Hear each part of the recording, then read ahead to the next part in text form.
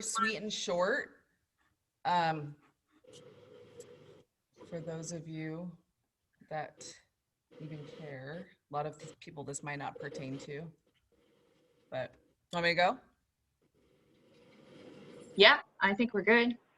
All right, welcome to Reconciling Projections PM Refresher. So it's not a training, it's just a refresher because everyone really should know how to do this already.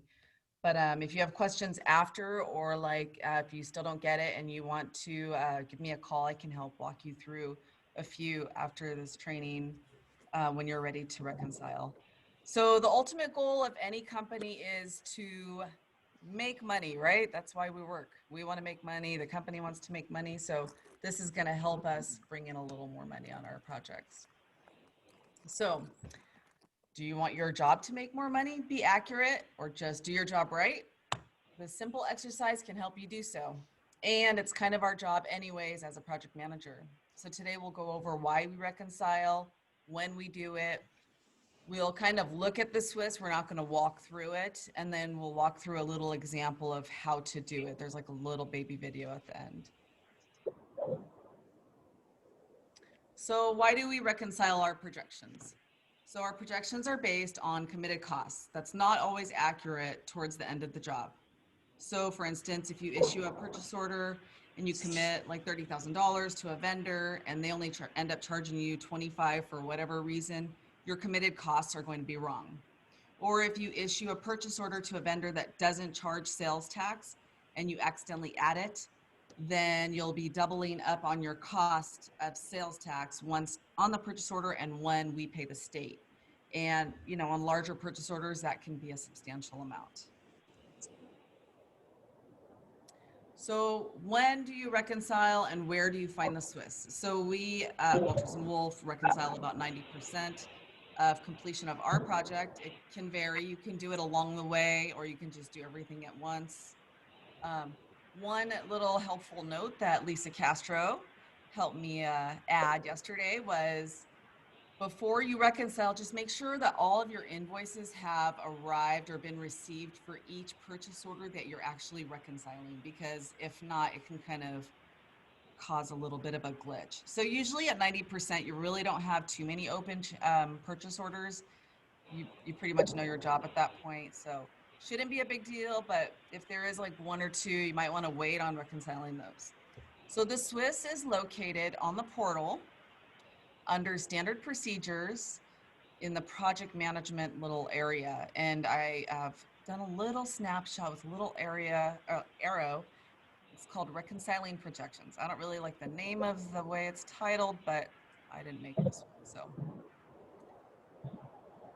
So this is what the Swiss looks like. Again, we're not going to go through it, but I did PDCA it recently myself, August 5th. So I added a couple changes, had it looked at by the correct members of management. I think it's Watson, maybe someone else, Larson. And this Swiss kind of varies. That the step number one, it says PM is advised to make their final projections. It could come from Joanne Hernandez or your manager. Again, you can do this along the way during your project. You can wait until someone tells you to do it. It's really not that. Doesn't really matter if you do it along the way, knowing that you're not going to have any more purchase orders or any more dollar amount committed to that specific purchase order. So this is, I don't know who prepared this Swiss originally, but we can find out if you had any questions on it. So that's what it looks like. And then this is like a little baby video. I probably have a lot of stuttering in it. So we'll just go ahead and watch it. It'll show you how to reconcile. And don't make fun of me, Paul Kendall. Hi, welcome to the PM refresher of Reconciling Projections. Just going to do a quick little walkthrough on how I do it. Candace, I'm having a hard time hearing it. Do you think you could try restarting and turning up the volume? Volume is all the way up. Okay. I think you need to share the volume of your video, because if not, we just hear your speakers. You're okay, right. Well, you can tell me how to do that because I don't know how. You need to stop Go ahead, Marco. Yeah, you just stop sharing, and when you start sharing again, there is a box on the bottom that says share audio in the videos. So stop sharing. Yeah, and then And when then you start sharing again, there should be a box on the bottom that says share audio. Where? It should be the bottom left corner.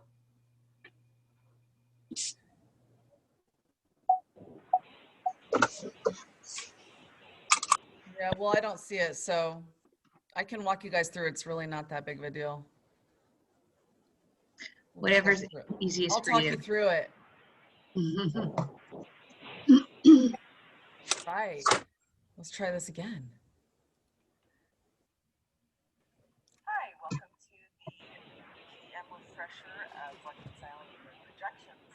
Just going to do a quick little walkthrough on how I do it. Can you hear it, Rudy? Oh. So you'll want to go to your Yeah. report, and you'll want to, when you go about this, I like to use the cost here. Maybe if everyone mutes, it'll be better. Pulls up this job cost report. So typically you're going to go through every one of these line items and check to make sure you're all in line and reconcile as needed. So I'll just go ahead for an example and do the cost code 489 steel angles, and you'll want to click on your invoiced detail here and it will pull up a report shortly. All right, so that finally loaded up. So now you'll just kind of go through each of the purchase orders. They're grouped like so. This BM 1076619 was written for $1,672.39, and we only were invoiced $1,669 and some change. So I would just. This is my stuttering part. Probably a too small of an amount. Some people do a few hundred, some do a few thousand. I like to do a few hundred. All of mine are updated right now, so it's kind of hard to give you an example, but here's a good one. Michael and Company. So this purchase order was issued for $484, and we were only invoiced for $445. So at that point, it depends on the size of the job too. The smaller amounts you may want to do more of. At that point, so I would take all that information, the purchase order number, the vendor, the original purchase order amount, and the invoice amount, and then I would send a little email to purchasing. And I do have like a little template that I use. I'm sure everyone has their own way of doing it. I put in the subject line what I'm doing, a little spiel, and then I list the purchase order number, the vendor, current purchase order amount, and then the amount I would like them to update it to. And you hit send. Purchasing does a great job of getting those done right away, and your projections will be updated. So you should be doing this for every single purchase order on your job. You can kind of do it along the way if you want. You can do it at the end of the project at 90%, whatever works best for you. Thanks for watching. So like I said, a smaller contract amount, you might want to get down to like the couple $100 discrepancy. I do on any size job just because I'm weird like that. I'm sure purchasing hates it. But I guess the larger dollar amount projects, you don't really have to get down to the nitty-gritty, but I like to see every penny on my job. And that's it. So if you guys have any questions, you can ask now. If you don't have any questions right now and you want to wait until you do your projections, you can call me and I can walk you through it. I'm going to help someone else next week, I think, do theirs. Is there any questions? I like Oh, okay, Lisa, you go. I like the format that you have for the email going to purchasing because I know a lot of times it would list just the PO and the new dollar amount. And if you happen to do a typo, you could be changing the wrong. So at least if you have the vendor name in there as well, when they're going to make the update, and if it doesn't match, then it can trigger. I know I did that one time with Miranda. I had written the wrong number. I was off by one number and it wasn't matching the vendor. So I really like that. Nice. Good job. My question was more for Elena or Heather that they're doing updating the PO. Do you guys usually put a negative number, or do you actually redo the whole thing and change the total amount on the PO? So for line items, if they're like 1 or 2, I would just fix the cost that you were charged for the item. But if you have a larger PO like Heather's, I'm not sure what she does. Can you hear me? Yes. Okay. So on the larger orders like for Western, I'm not sure what Miranda does on glass, but for Western, if I can't figure out exactly where the cost discrepancy is coming from, I will put a line item at the bottom of the PO that says balancing out, invoiced amount against the PO, and I'll put a negative amount there. And I'll make sure that I've removed sales tax, because when we do add a deductive line item, it also calculates sales tax. So there's a formula to adjust of what I put on the line item. But sometimes on larger contracts, if you guys are asking us to adjust it, I've gone in and actually put a line item for the difference, unless you specifically say change the line item to the specific dollar amount. And I figured that's kind of better. I remember when I used to do this, right? It was better to put a line item because I could date that line item and say, hey, per PM doing reconciliation, Yes, this is what happened here. Because, like Elena said, it's nice sometimes when it's only one thing and you just switch that lot item to what the price that it should be. But when it's not, and we have multiple things with fasteners, with whatever it is nicer when you just put the difference and you say, hey, this is how much we're taking away just because we're matching this on this date. Because that way, if we get invoices after that for some reason, we can say, hey, no, we shouldn't be getting. We did the cutout on this date, and that's the reason why it happened. Yeah.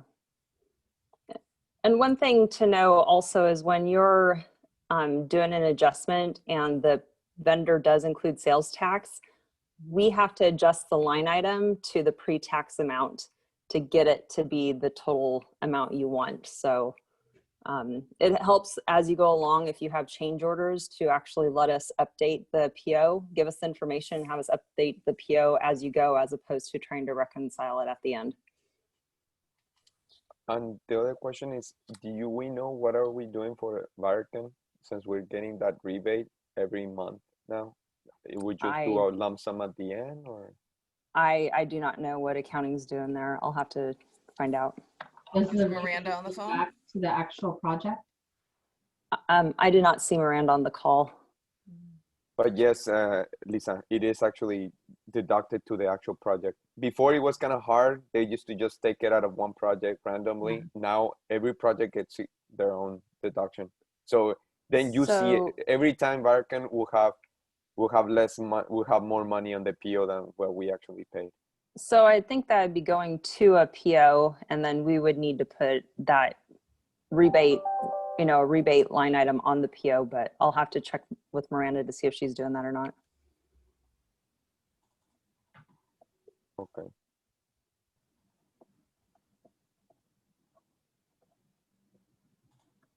Good presentation, Candice. Thanks. Good job. Yeah. All right. Well, I thought it was absolutely amazing. I mean, that was the best. shut your face. The best. Paul can never top that. I can do my post job right now, which will blow your minds away, but I'll just. Oh wait. God, not 2 in 1 day, please. I know. I know. Handle it. I know. It's overwhelming. I get it. Whew. Stupid. All right. So that's it. You guys get the rest of the hour to yourselves. Woohoo. Right? Perfect. Do you have anything for anyone to listen to on the little TED Talks? Sorry, what was that, Candace? There's no little small TED Talks or anything we got for today? No. No, we have the entire hour reserved for you. Ah, well, let's do it. We'll play a game. Just kidding. Yeah. You're such a dork. We should use the extra time to go and make sure all of our projections are tied to our schedules. That'd be awesome. True. That could be. Good ideas. I got a meeting, sorry. We'll go ahead and have you start, Joseph, on your job, gotta- and then we'll you figure gotta- out our side. Page turner in the city to get to, huh? I gotta go. Sorry, I'd love to do Got a phone that. call. Gotta go to my page turner. Bye. Bye. Thank you. Bye. Bye, guys.